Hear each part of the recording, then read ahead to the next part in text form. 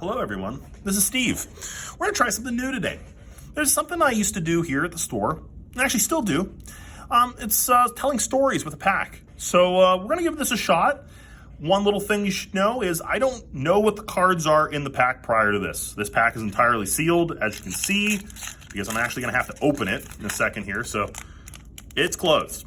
I'm going to try to tell a coherent story with the cards in the pack. I will literally just flip them over and try to tell you some sort of story.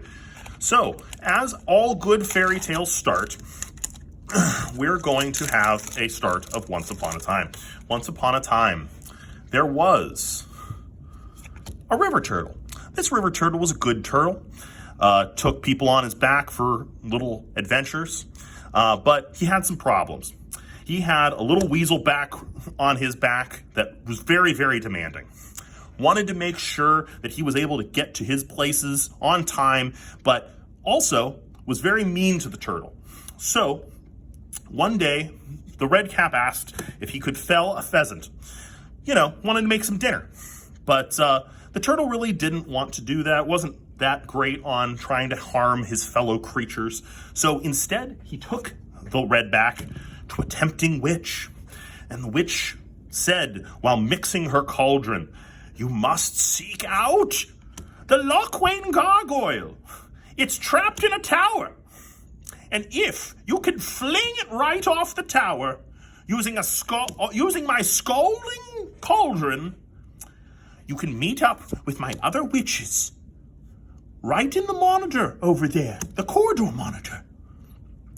And if you've met them, all you need to do is encase the gargoyle in a glass casket. And if you do that, a mysterious pathlighter, a fairy, will come to you and grant you a wish." The redback was excited.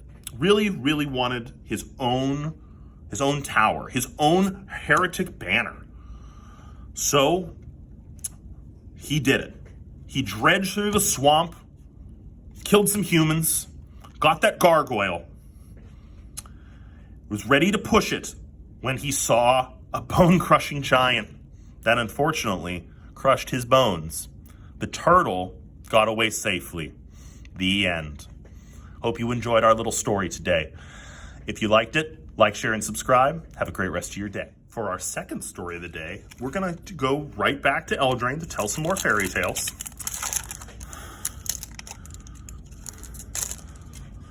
So, to start off of our story, we are on an adventure through the mountains. I look through my periscope and opt to look at a blood-crazed wolverine. Oh my goodness, I was so scared. It was going to steal my memory, that blood-crazed wolverine.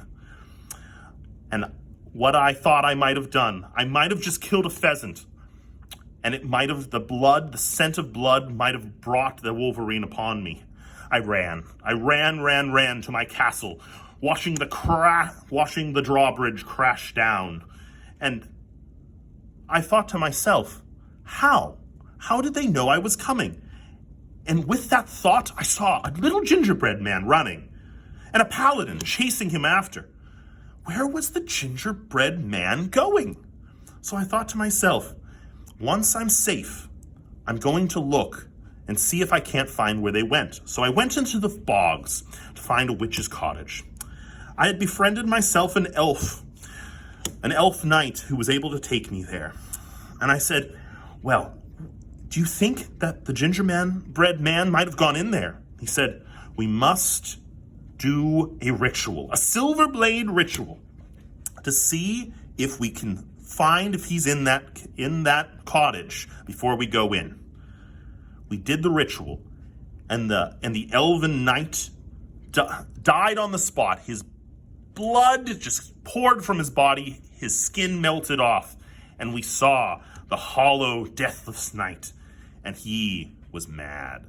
He started chasing me towards there, jousting his lance at me. I barreled through the door, and there was but an innkeeper. He said, "Son, what can I do for you?" I said, I'm being chased. I'm being chased by a knight." He said, "Oh, well then please, sit down.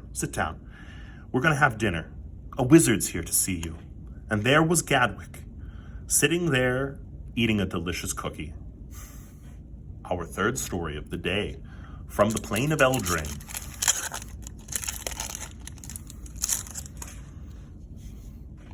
Once upon a time, there was a bear.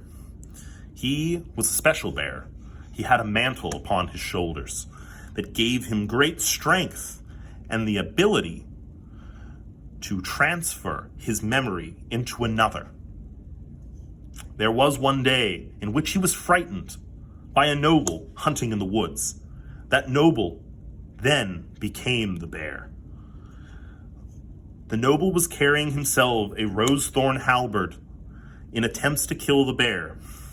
To reave his soul, so to speak, he flung that towards him when the bear made his choice to jump into the body of the noble. When the bear started walking around the forest with his mantle and halberd, he met himself a fox. But there was something odd about this fox. It was able to fly. So the bear inquired, saying, "Where did you get this power?"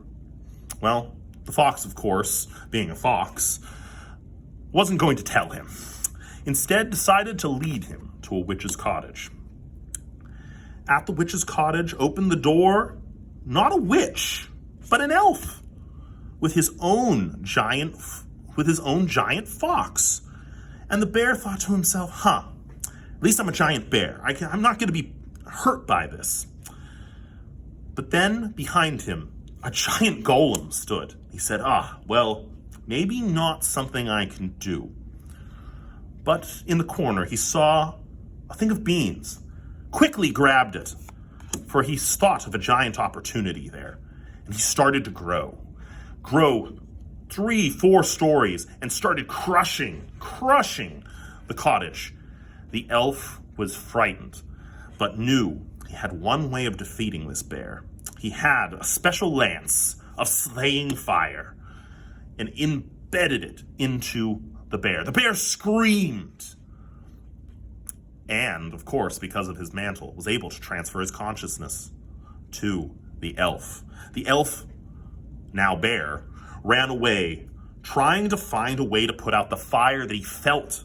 He ran to the falls and found a merfolk sage and said to him, "Oh, please help me get this pain away from me.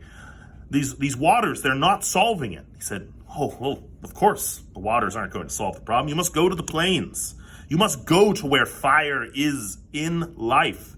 I know a pyromancer that might be able to help." So the bear went to the plains of Eldraine to find himself the Craig pyromancer, operating a trebuchet, shooting, fire and such at the nearby kingdom. And the bear said to him, please help me." He said, "I'll help you. Just sit down." The bear sat down. Well, of course, now an elf. And boing!